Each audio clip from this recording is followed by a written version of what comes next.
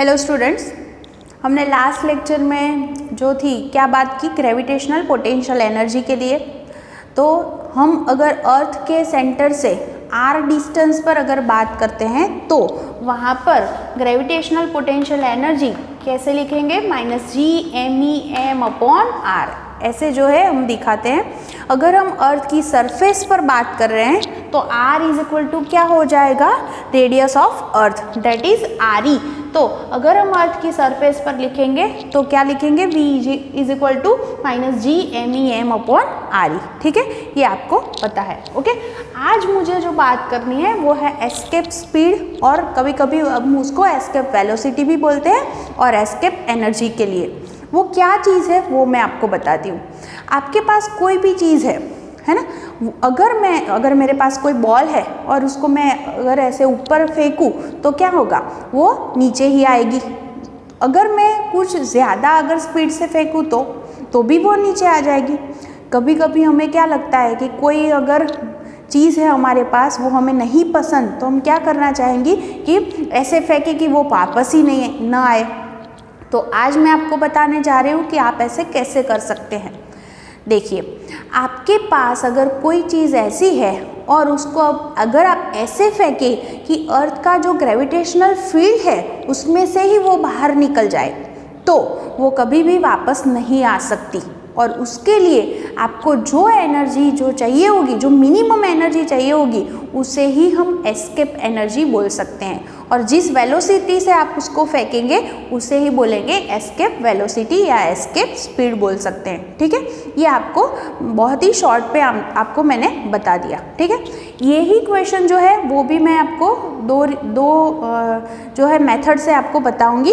एक तो हमारी टेक्स्ट बुक में जो लिखा है वो, और दूसरा जो है वो बहुत ही सिंपल तरीके से भी मैं आपको इसका जो बेसिक है वो आपको बताती हूँ। ठीक है, तो पहले आप ये देखिए कि हमारी टेक्स्ट बुक में क्या दिया हुआ है, ऐसे पहले हम पढ़ लेते हैं। ठीक है, ओके।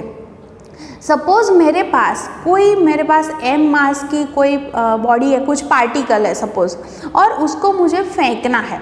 तो वो सपोज अर्थ की सरफेस से h हाइट पर रखा हुआ है, और अर्थ के सेंटर से क्या बोलेंगे हम, टोटल जो हाइट है वो r इज इक्वल टू क्या लिख सकते हैं, RE प्लस h। वहाँ पर कुछ उसके पास इनिशियल वेलोसिटी है VI, और ऐसे कोई पार्टिकल है तो उसकी जो टोटल जो एनर्जी होगी, मैकेनिकल एनर्जी E इनिशियल क्या होगी, तो उसके पास एक तो काइनेटिक एनर्जी है तो कितनी होगी, 1/2 mv² VI उसकी जो इनिशियल वेलोसिटी है वो है। और वो अगर जो अर्थ की सरफेस से h हाइट पर है अगर वो पार्टिकल, और ऐसे भी बोल सकते हैं कि अर्थ के सेंटर से r डिस्टेंस पर है, तो उसकी क्या होगी, पोटेंशियल एनर्जी भी होगी, वो क्या होगी, -GMEM/r, where r is equal to क्या हो गया, RE प्लस h। वो हमारे दिमाग में ऑलरेडी है। ठीक है, ये जो मैंने लिखा वो इनिशियल जो अर्थ की सरफेस पर, जो सरफेस से मतलब h हाइट पर और सेंटर से r डिस्टेंस पर पार्टिकल था तब की ये बात है, तब उसकी टोटल जो मैकेनिकल एनर्जी है वो इतनी है। दूसरी मैं अगर बात करूं कि अगर वो जो है वो पार्टिकल अर्थ के सेंटर से इनफाइनाइट डिस्टेंस पर है, कहाँ पर है, इनफाइनाइट डिस्टेंस पर,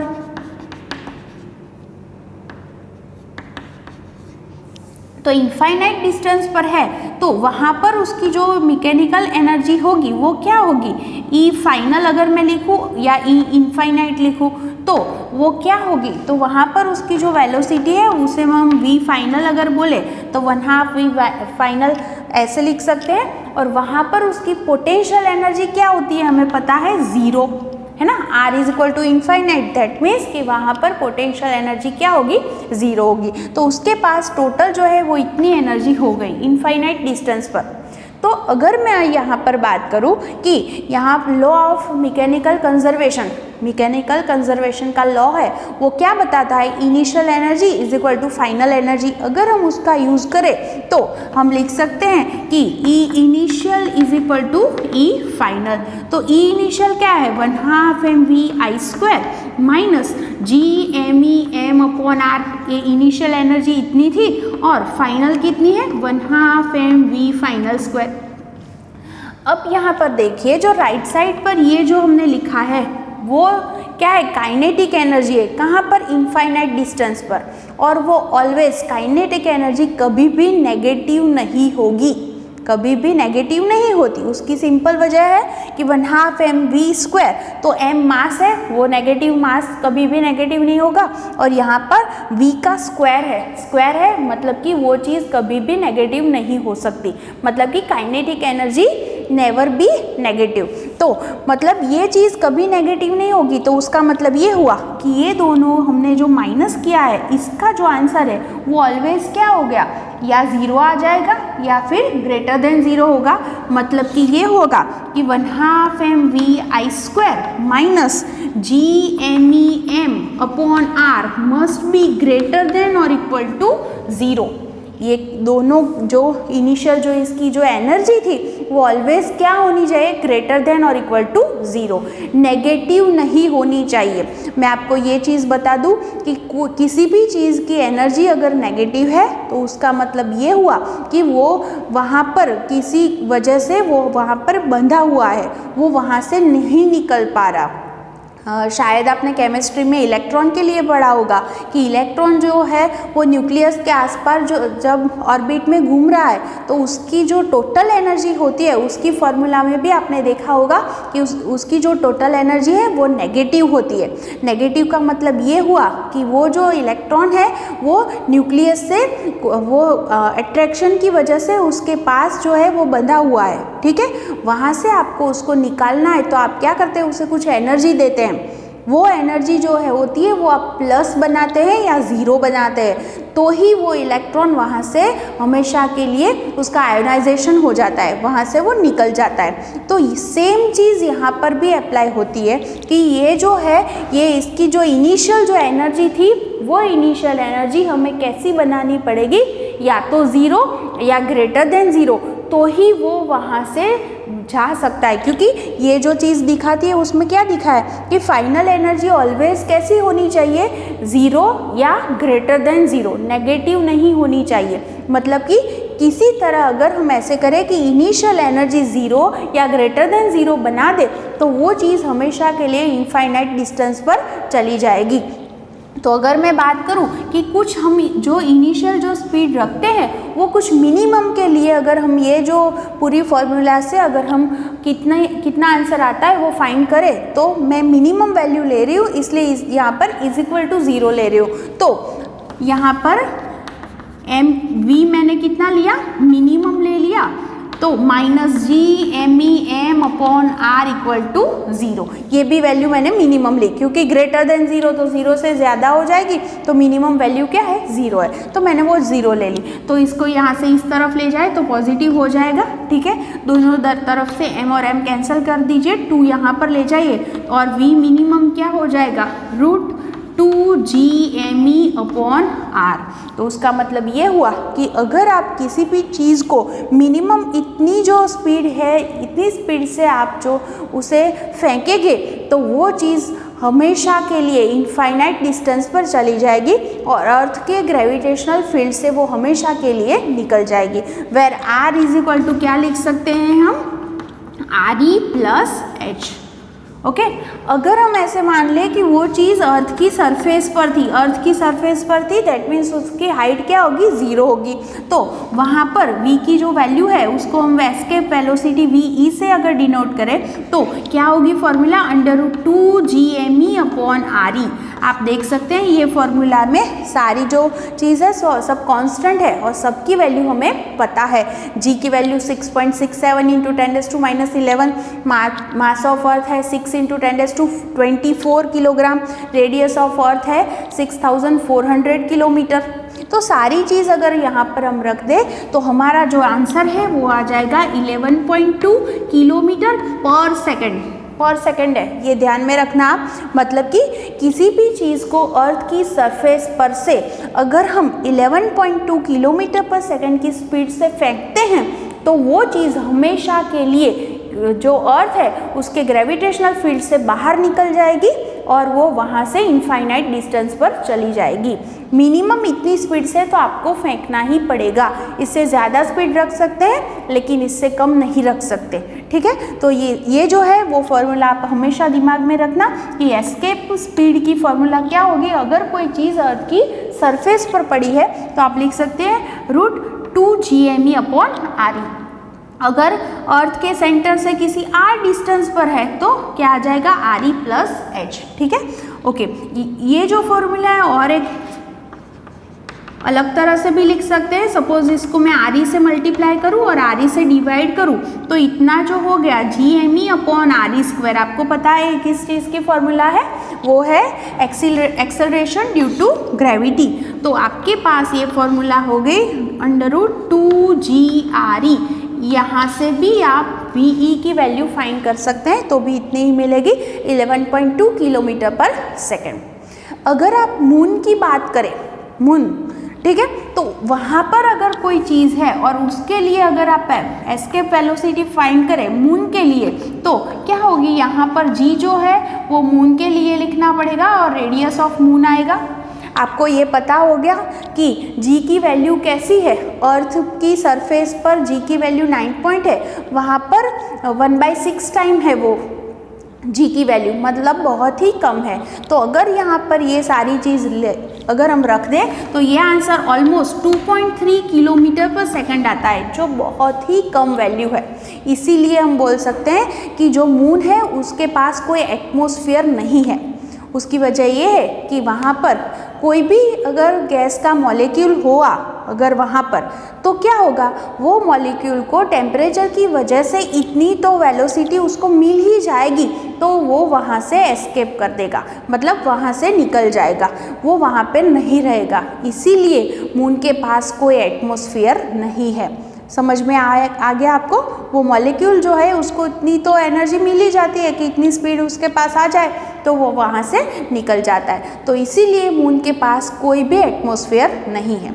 तो आपको ये जो चीज़ मैंने बताई वो क्या थी कि हमारे पास अर्थ की सरफेस पर कुछ v इनिशियल वेलोसिटी से कोई पार्टिकल है जिसका मास m है और वो जो अर्थ है उसकी सेंटर से r डिस्टेंस पर है, तो उसकी टोटल मैकेनिकल एनर्जी इतनी थी, ठीक है। और अगर वो इनफाइनाइट डिस्टेंस पर होता तो उसकी टोटल जो एनर्जी थी वो इतनी होगी। मतलब कि हमें क्या करना, रियल में क्या करना है कि ये जो एनर्जी है उसको इतनी बनानी है, ऐसे भी बोल सकते हैं ना। अगर ये एनर्जी इतनी हो जाए तो वो जो है हमारा पार्टिकल वो इनफाइनाइट डिस्टेंस पर पहुंच सकता है। तो यहाँ पर हमने क्या किया, कंजर्वेशन लॉ लगाया है ना। मैकेनिकल जो एनर्जी है उसके लिए जो कंजर्वेशन लॉ है that is initial energy is equal to final. तो वो लॉ जो है वो हमें बताता है कि जो राइट हैंड साइड है वो ऑलवेज कैसी होगी, ग्रेटर देन और इक्वल टू 0, क्योंकि यहाँ पर ये चीज़ काइनेटिक एनर्जी है वो कभी भी नेगेटिव नहीं हो सकती। मतलब कि हमें इनिशियल एनर्जी, ये जो टोटल एनर्जी है उसे कैसी बनानी पड़ेगी, या तो 0 या ग्रेटर देन 0, तो ही हम किसी भी चीज़ को फाइनल यहाँ तक पहुँचा सकते हैं इनफाइनाइट डिस्टेंस पर। तो हमने मिनिमम के लिए वैल्यू जो है वो फाइंड की।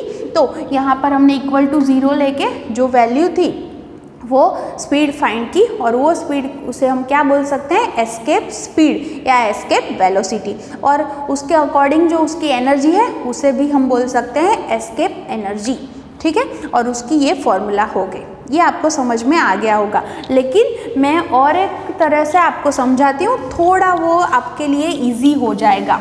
देखिए, अगर मैं बात करूँ कि कोई चीज़ है वो अर्थ की सरफेस पर पड़ी हुई है, ऐसे सोचिए आप, तो उसके पार इनिशियल एनर्जी कितनी होगी। वो अर्थ की सरफेस पर पड़ी हुई है, मतलब कि उसके काइनेटिक एनर्जी 0 है। सिर्फ उसके पास कौन सी एनर्जी है, पोटेंशियल एनर्जी कितनी, -GMEM/RE, इतनी पोटेंशियल एनर्जी होगी, ठीक है। और यही चीज़ अगर इनफाइनाइट डिस्टेंस पर मुझे भेजनी है तो सिर्फ मैं उसे वहाँ पर पहुँचाना चाहती हूँ, मुझे वहाँ पर उसको घुमाना नहीं है। सपोज़ सिर्फ मुझे पहुँचाना है तो मतलब कि वो चीज़ वहाँ पर सिर्फ जाके ऐसे रखनी है।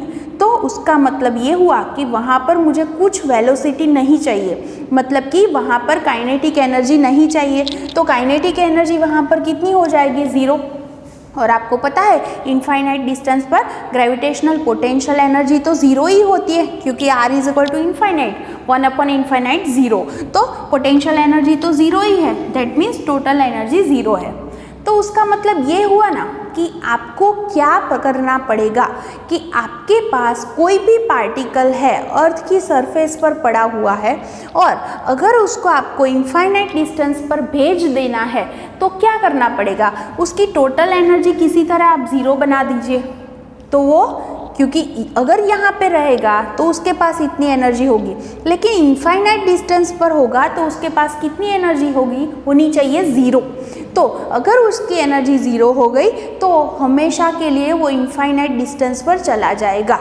तो क्या करना पड़ेगा, उसके पास टोटल एनर्जी इतनी है माइनस, तो अगर मैं ऐसे करूं कि उसको मैं कितनी एनर्जी दूं, इसके पास -GMEM/RE इतनी एनर्जी माइनस है, अगर मैं इतनी ही एनर्जी प्लस दे दूं तो टोटल क्या हो जाएगा, ज़ीरो हो जाएगा। तो ज़ीरो आंसर आ गया। तो अगर उसकी टोटल एनर्जी ज़ीरो हो गई और वो टोटल एनर्जी जब उसकी ज़ीरो हो जाएगी तो वो चीज़ कहाँ चली जाएगी, इनफाइनाइट डिस्टेंस पर। मतलब कि मुझे उसे कितनी एनर्जी देनी पड़ी, ये वाली कितनी दी, GMEM/RE इतनी एनर्जी अगर हम देते हैं तो वो चीज़ हमेशा के लिए कहाँ चली जाती है, इनफाइनाइट डिस्टेंस पर। अच्छा, हम उसे एनर्जी देते हैं तो किस फॉर्म में देंगे, काइनेटिक एनर्जी के फॉर्म में देंगे कि पोटेंशियल एनर्जी के फॉर्म में देंगे, हमें क्या करना है, उस चीज़ को फेंकना है, ठीक है। तो इसलिए हम ये जो एनर्जी देते हैं वो किस फॉर्म में देंगे, काइनेटिक एनर्जी के फॉर्म में देंगे। अगर पोटेंशियल एनर्जी के फॉर्म में आप देते हैं तो पोटेंशियल एनर्जी तो नेगेटिव होती है, तो ये नेगेटिव होगा तो उसकी पोटेंशियल एनर्जी और बढ़ जाएगी।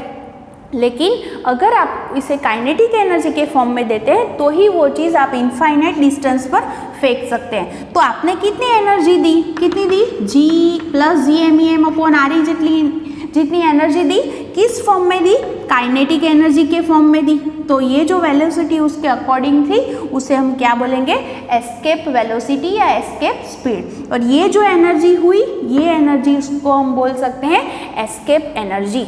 ओके, तो यहाँ दोनों तरफ से m और m कैंसिल कर दीजिए, तो VE इज इक्वल टू वही फॉर्मूला आ गई, देख लीजिए आप, -GME/RE ऐसे भी बोल सकते हैं। मतलब कि बहुत ही सिंपल तरीके से आप ऐसे सोच सकते हैं कि आपके पार्टिकल के पास जितनी एनर्जी है आपको पता है वो नेगेटिव ही है। क्यों नेगेटिव है, क्योंकि वो अगर उसके पास टोटल जो एनर्जी है वो नेगेटिव नहीं होगी तो वो वहाँ से हमेशा के लिए चला गया होता। नेगेटिव है, इसका मतलब है कि वो अर्थ के ग्रेविटेशन की वजह से उसके साथ बंधा हुआ है, बाउंड है, ठीक है। लेकिन उसको जो अगर हम एनर्जी देते हैं तो कैसी एनर्जी देनी पड़ेगी कि जिससे उसकी एनर्जी टोटल ज़ीरो हो जाए। आपको ऐसा कंपलसरी नहीं है कि ज़ीरो ही आंसर बनाना है, ज़ीरो से ज़्यादा भी बना सकते हैं, लेकिन मिनिमम ज़ीरो तो बनाना ही पड़ेगा कि उसकी वजह से वो इनफाइनाइट डिस्टेंस पर चला जाए। तो आप क्या करना पड़ेगा आपको कि उसके पास जितनी एनर्जी माइनस है उतनी ही कैसे दे दीजिए आप, प्लस, है ना, तो उसकी टोटल एनर्जी ज़ीरो हो जाएगी। मतलब सपोज ऐसे आप सोचिए कि अगर कोई चीज़ अर्थ की सरफेस पर पड़ी हुई है और उसके पास -100 जूल एनर्जी है, -100, और इनफाइनाइट डिस्टेंस पर यहाँ रहने के लिए उसकी एनर्जी कितनी होनी चाहिए, ज़ीरो होनी चाहिए। तो आपको क्या करना पड़ेगा, इसको मैं +100 जूल अगर जो है वो एनर्जी दे दूँ तो उसका टोटल क्या हो गया, ज़ीरो हो गया, तो वो चीज़ यहाँ चली जाएगी, मतलब इनफाइनाइट डिस्टेंस पर चली जाएगी। समझ में आ रहा है आपको? अच्छा, किसको ऐसी मतलब ऐसा मन हुआ कि मुझे तो 100 जूल नहीं देनी, मुझे 150 जूल देनी है, कोई बात नहीं। सोचिए यहाँ पर -100 जूल एनर्जी है इसके पास, आपने कितनी दी, 150 जूल।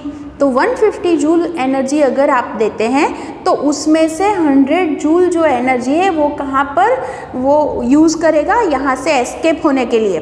तो 100 जूल तो वहाँ पर उसने यूज़ कर ली, तो बाकी कितनी बची, 50 जूल। तो 50 जूल लेके वो यहाँ पर घूमेगा, कहाँ पर, इनफाइनाइट डिस्टेंस पर। उसके पास उतनी जो है वो काइनेटिक एनर्जी बचेगी, क्योंकि आपने ये एनर्जी किस फॉर्म में दी थी, काइनेटिक एनर्जी के फॉर्म में दी हुई है, इसलिए। समझ में आ गया आपको? तो ये मतलब ये हो गया कि एस्केप एनर्जी कितनी ऑलवेज देनी पड़ेगी, तो आपके पार्टिकल के पास जितनी एनर्जी टोटल है लेकिन वो किस फॉर्म में होगी, माइनस में होगी, तो उतनी एनर्जी आप प्लस दे दीजिए, तो हमेशा के लिए कैसे कहाँ जाएगा, इनफाइनाइट डिस्टेंस पर चला जाएगा। और वो जो एनर्जी आप देते हैं उसे हम एस्केप एनर्जी बोलेंगे, और वो किस फॉर्म में देंगे, काइनेटिक एनर्जी के फॉर्म में, और उसके अकॉर्डिंग जो उसकी वेलोसिटी होगी और या स्पीड होगी उसे हम एस्केप स्पीड बोल सकते हैं। ठीक है, तो ये पूरा टॉपिक था, आपको आई होप समझ में आ गया होगा। ओके, अब हम उस पर से एक एग्जाम्पल करेंगे, वो है 8.4। देखिए टेक्स्ट बुक में क्या दिया हुआ है 8.4, वो देखिए। 2 uniform solid spheres of equal radii r, but mass m and 4m have a center to center separation 6r as shown in figure. The two spheres are held fixed, वो वहीं पर है, कहीं मूव नहीं कर रहे, ठीक है। A projectile of mass m is projected from the surface of the sphere of mass m directly towards the center of the second sphere. Obtain an expression for the minimum speed v of the projectile so that it reaches the surface of the second sphere. आपको ये सारी जो चीज़ दी हुई है वो आपको पहले जो है वो फिगर में दिखानी है कि क्या बोला हुआ है, आपको बहुत ही ये पूरा समझना है। आपको एक स्फीयर है, ये दूसरा स्फीयर है, दोनों के लिए आपको बताया कि एक का मास m है और दूसरे का 4m है, दोनों की रेडियाई r ही है, तो ये भी r है और ये भी r, और दोनों के सेंटर के बीच का ये जो टोटल डिस्टेंस है वो आपको 6r बताया है। आपको ऐसे बोला है कि यहाँ पर कोई आप ये इसकी सरफेस पर m मास का कोई यहाँ पर पार्टिकल रखा हुआ है और उसको आपको कहाँ पर भेजना है, ये जो दूसरा जो स्फीयर है उसकी सरफेस तक आपको उसे भेजना है, ठीक है, ऐसा आपको बोला है। क्लियर, इतना समझ में आ गया? ओके, अब क्या है इस चीज़ में वो आप समझिए। पहले तो ये जो हमारा पार्टिकल है उस पर ग्रेविटेशनल फोर्स लग रहा होगा। किसका ग्रेविटेशनल, किसकी वजह से लग रहा होगा? एक तो ये स्फीयर की वजह से और इसकी वजह से, दोनों की वजह से उस पर ग्रेविटेशनल फोर्स लग रहा है, वो हम समझ सकते हैं। इससे इसका डिस्टेंस कम है तो आपको फॉर्मूला पता है G = m1 m2 by r², तो ये नज़दीक है इससे, मतलब कि r जो है वो कम है, मतलब फोर्स ज़्यादा होगी, तो यहाँ पर उसकी ग्रेविटेशनल फोर्स ज़्यादा है। अगर हम यहाँ से इसे कुछ वेलोसिटी से फेंकते हैं तो इसे यहाँ से प्रोजेक्टाइल करना है, तो अगर हम यहाँ से फेंकते हैं तो मुझे क्या करना पड़ेगा कि उसको एटलीस्ट इतनी वेलोसिटी से फेंकना पड़ेगा कि इसका जो ग्रेविटेशनल फील्ड है उसमें से वो बाहर निकल जाए, तो वो यहाँ पर पहुँच सकता है। ऐसे आप एक इमेजिन कीजिए कि सपोज़ यहाँ पर अर्थ है और यहाँ पर सपोज़ मार्स है, ओके, यहाँ से मुझे कुछ भेजना है, कोई रॉकेट मुझे भेजना है, तो ये रॉकेट जब यहाँ से जा रहा होगा तो उस पर अर्थ की वजह से भी ग्रेविटेशनल फोर्स लगेगा और मार्स की वजह से भी लगेगा, दोनों की वजह से लगेगा। अगर मैं ऐसे सोचूं कि यहाँ से ये जो रॉकेट जा रहा है तो कोई एक पॉइंट तो ऐसा आएगा कि वहाँ पर ये जो जितना फोर्स लग रहा है उतना ही ये फोर्स लगा रहा होगा, दोनों फोर्स इक्वल हो जाएंगे। वो जो पॉइंट है उसे हम न्यूट्रल पॉइंट या नल पॉइंट बोल सकते हैं कि वहाँ पर मैं सोच सकती हूँ कि वहाँ पर ये दोनों जो फोर्स लगा रहे हैं वो इक्वल हो जाएंगे। तो एग्जैक्टली यहाँ पर भी ऐसे ही सोच सकते हैं हम कि यहाँ पर कोई सपोज़ मैं ये बताऊँ कि इसके डिस्टेंस से यहाँ सेंटर से r डिस्टेंस पर यहाँ पर कोई नल पॉइंट या न्यूट्रल पॉइंट है। अगर मैं कुछ ऐसा करूँ कि ये जो पार्टिकल है वो यहाँ तक चला जाए, तो उसके बाद क्या होगा कि ये अगर यहाँ पहुँच गया, फिर इसका जो है, क्योंकि जो देखिए आप, ये इसका मास ज़्यादा है 4 टाइम, यहाँ m मास है, यहाँ पर 4 टाइम m है, मतलब कि ये हुआ कि इसका मास ज़्यादा है तो इसकी वजह से जो फोर्स लगेगा वो ज़्यादा लगेगा, तो ये ज़्यादा फोर्स लगाएगा तो वो अपने आप ही यहाँ से यहाँ चला जाएगा। मतलब कि मुझे सिर्फ क्या करना पड़ेगा कि सपोज़ मैं ऐसे सोचूं कि मेरे पास अगर कोई मैग्नेट है और किसी चीज़ को मुझे उससे चिपकाना है, ठीक है। तो अगर मैं ऐसा करूँ कि वो चीज़ यहाँ पर रखूँ तो मुझे पता है कि ये उसके मतलब छोटा मैग्नेट है, तो उसका मैग्नेटिक फील्ड जो होगा वो इतना पावरफुल नहीं होगा कि इसे वो खींच ले। तो मैं क्या करूँगी, इसे थोड़ा नज़दीक लाऊंगी। अगर मैं उसे यहाँ तक ले आई तो फिर क्या होगा, इसका जो मैग्नेटिक फील्ड है उसे वो खींच लेगा और वो चीज़ उससे चिपक जाएगी। आपने ऐसा फील किया होगा।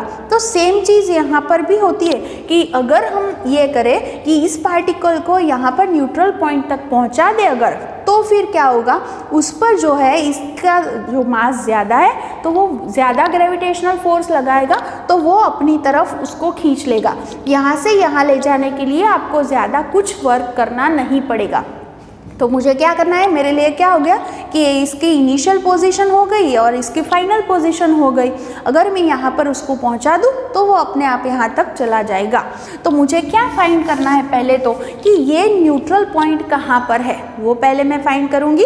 और दूसरी चीज़ क्या होगी, यहाँ पर ये जो है वो मतलब आर मैंने फाइंड किया और यहाँ पर सिर्फ हमें मैकेनिकल एनर्जी फाइंड करनी पड़ेगी, इनिशियल और फाइनल, और उस पर से हमारा आंसर मिल जाएगा। ठीक है। तो पहले आर फाइंड करने के लिए हम क्या बोल सकते हैं, यहाँ पर एट पॉइंट एन जो फोर्स लग रहा है किसकी वजह से, force gravitational force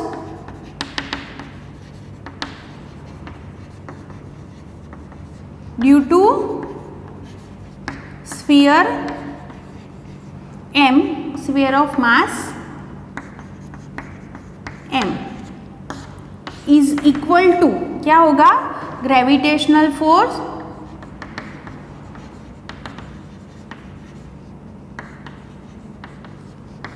due to sphere of mass 4m। ठीक है। दोनों की वजह से जो ग्रेविटेशनल फोर्स लग रहा है वो कितना होगा, इक्वल होगा एट पॉइंट एन। ठीक है। पहले ये दोनों के बीच का जो ग्रेविटेशनल फोर्स है वो हम निकाले तो क्या होगा, देखिए यहाँ पर मैं कहाँ पर बात कर रही हूँ, एन डिस्टेंस पर। तो ये दोनों के बीच का डिस्टेंस अगर आर है तो ये दोनों के बीच का डिस्टेंस क्या होगा, टोटल 6r है, मतलब क्या हुआ 6r माइनस आर हो गया।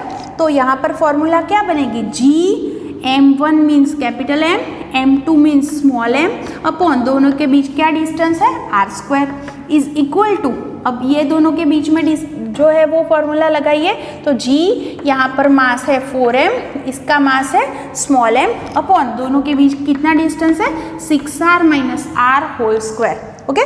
तो यहाँ पर g, m और m कैंसल हो गए। ओके। अब क्या करेंगे, हम इसका रूट निकाल दीजिए, स्क्वायर रूट, तो फिर क्या हो जाएगा, और इसको यहाँ पर क्रॉस मल्टीप्लिकेशन कर दीजिए तो क्या हो गया, 6r minus r is equal to 2r हो गया, 4 है उसका रूट क्या हो जाएगा, 2 हो जाएगा। ठीक है। तो ये r यहाँ पर जाएगा तो 3r is equal to 6r, तो r is equal to 2r हो गया हमारा आंसर। मैंने प्लस और माइनस नहीं लिखा क्योंकि डिस्टेंस r माइनस में नहीं आएगा, इसलिए रूट निकालते वक्त। ठीक है। तो हमें मिल गया r is equal to 2r। अगर ये 2r है दैट मीन्स ये क्या हो जाएगा, 4r। ओके। ये दोनों जो है वो डिस्टेंस हमें मिल गए। क्लियर। अब क्या करेंगे, हम मैकेनिकल एनर्जी निकालते हैं। तो पहले जो है वो इनिशियल पोजीशन इसकी कहाँ पर थी, तो on the surface of sphere m, on the surface of sphere m mechanical energy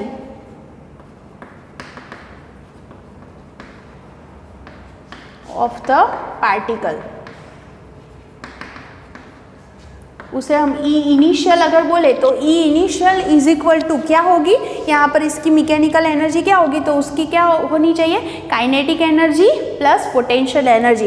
तो हम कुछ जो है उसे हम v जितनी स्पीड से फेंक रहे हैं अगर, तो काइनेटिक एनर्जी क्या होगी, 1/2 mv²। ओके। और पोटेंशियल एनर्जी आप खास ध्यान में रखना, तो यहाँ पर जो है वो टोटल 3 जो है वो 3 बॉडी हो गए, एक का मास m है, दूसरा स्मॉल m है और तीसरा 4m है। तो इसकी जो पोटेंशियल एनर्जी होगी वो दोनों की वजह से होगी, ये दोनों की एक सिस्टम बनेगी और ये दोनों की एक सिस्टम बनेगी। मतलब कि अगर हम पोटेंशियल एनर्जी फाइंड करेंगे तो पहले ये दोनों की सिस्टम की पोटेंशियल एनर्जी क्या होगी, तो -GMM अपॉन दोनों के बीच का डिस्टेंस क्या है, r है। समझ में आ रहा है क्यों, क्योंकि इसका रेडियस जो है वो r है, क्योंकि ये वो इसकी सरफेस पर रखी हुई है इसलिए। ओके, अगर ये यहाँ पर r डिस्टेंस पर है, टोटल 6r है, तो यहाँ से इसका डिस्टेंस क्या हुआ, 5r हुआ। तो हम लिख सकते हैं ये दोनों के लिए -4, मास क्या है 4m इंटू m अपॉन क्या हो गया उसका डिस्टेंस 5r। ये जो चीज़ है वो आप हमेशा ध्यान में रखना। तो ये हमें क्या मिल गई, उसकी इनिशियल एनर्जी। ठीक है, ओके।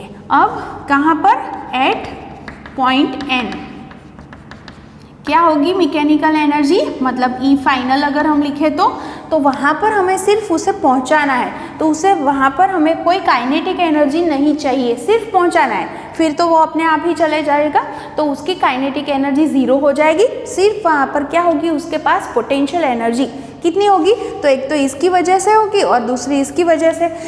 ये स्फीयर की वजह से क्या होगी उसकी पोटेंशियल एनर्जी, -GMM अपॉन दोनों के बीच का डिस्टेंस कितना है, small r, that is 2r।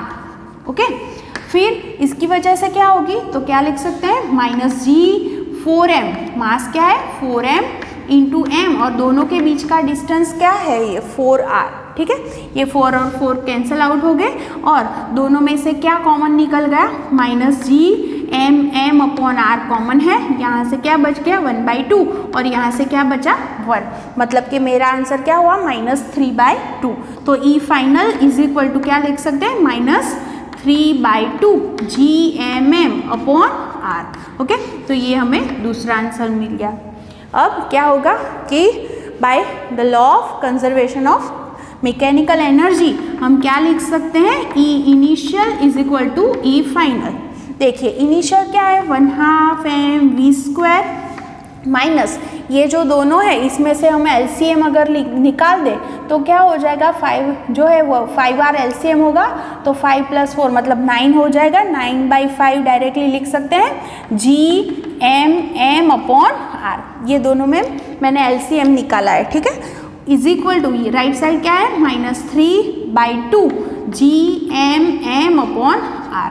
एक चीज़ आप देख सकते हैं यहाँ पर लेफ्ट हैंड साइड पर m कॉमन है, वो m के साथ कैंसिल आउट हो जाएगा, तो मैं m को यहाँ से कैंसिल आउट कर देती हूँ। ठीक है, और ये चीज़ है, इसको मैं राइट हैंड साइड अगर ले जाऊँ तो क्या बचेगा, लेफ्ट हैंड साइड पर v²/2 इज इक्वल टू ये राइट साइड पर जाएगा तो क्या होगा, प्लस हो जाएगा 9/5 GM अपॉन r, और क्या चीज़ है 3/2 GM अपॉन r।